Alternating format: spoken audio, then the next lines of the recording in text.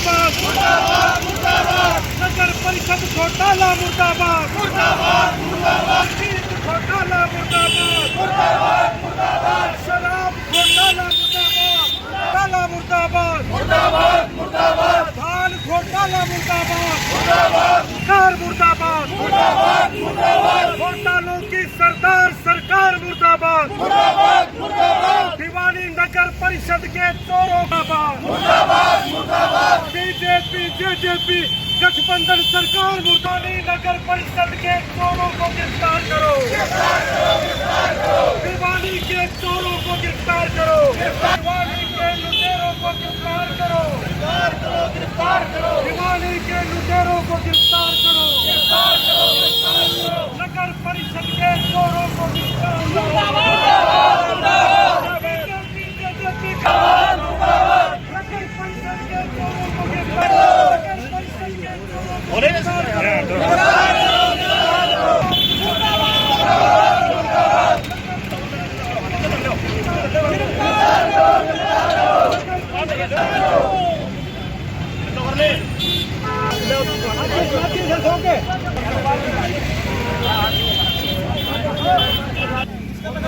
अरे खट्टे मर क्यों हाय हाय हाय हाय हाय हाय हाय हाय हाय हाय हाय हाय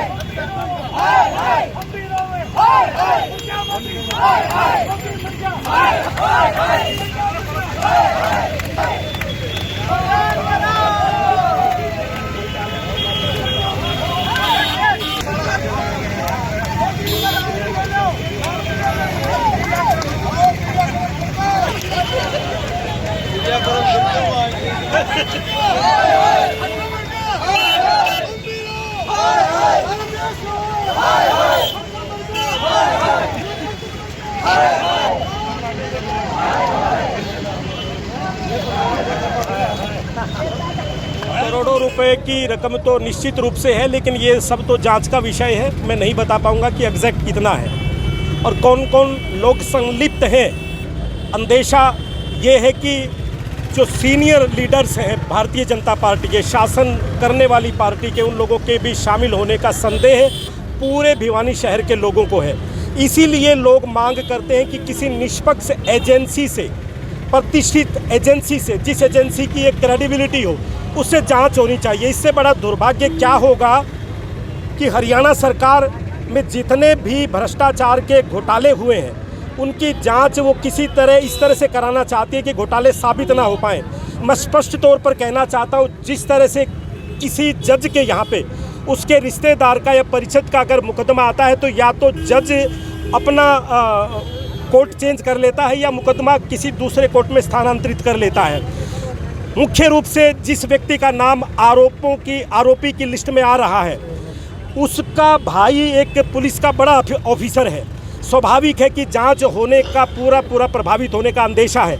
सरकार को चाहिए कि हरियाणा पुलिस के बजाय किसी दूसरी सक्षम एजेंसी से जांच करवानी चाहिए। किस तरह की एजेंसी? सीबीआई हो सकती है, सिटिंग जज से जांच हो सकती है।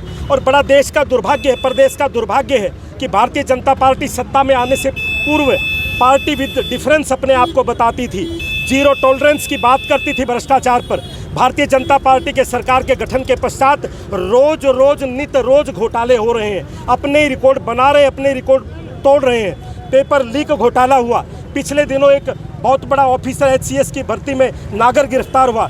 सीएम सिटी करनाल में नगर योजनाकार अधिकारी करोड़ों रुपए की रिश्वत लेता हुआ पकड़ा गया। तहसीलदार पकड़ा गया। खनन घोटाला डाडम में हुआ और खनन घोटाले की स्याही सूखी भी नहीं थी कि नगर परिषद भिवानी के खजाने को लूट लिया गया।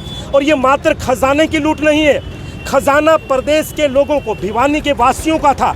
भिवानी के वासियों का जो हक हिस्सा बनता था वो सरकार ने अपने कुछ लोग और सरकारी तंत्र के लोगों ने मिलकर, और अब तो ये सिलसिला हो गया है कि भारतीय जनता पार्टी के शासन से जुड़े लोग और सरकारी तंत्र से जुड़े लोग, एक ही काम है कि किसी भी तरीके से सरकार के खजाने को कैसे लूटा जाए और पब्लिक के धन को कैसे लूटा जाए। इंडियन नेशनल लोकदल की तरफ से सरकार को अल्टीमेटम देना चाहता हूँ। आज हमारा महज सांकेतिक धरना प्रदर्शन था। सांकेतिक रूप से हमने भ्रष्टाचार का पुतला चलाया, सरकार का पुतला चलाया। लेकिन अगर सरकार की आंखें नहीं खुली और सरकार ने लीपापोती करने की कोशिश की तो इंडियन नेशनल लोकदल मुख्यमंत्री के आवास का घेराव करेगी। की जा रही है आज जो ये पुतला फूंका गया इंडियन नेशनल लोकदल पार्टी के चौधरी अभय सिंह चौटाला जी के आदेश अनुसार, आज भिवानी में जो नगर परिषद में जो घोटाला हुआ है, ये घोटाला हरियाणा प्रदेश का सबसे बड़ा घोटाला है।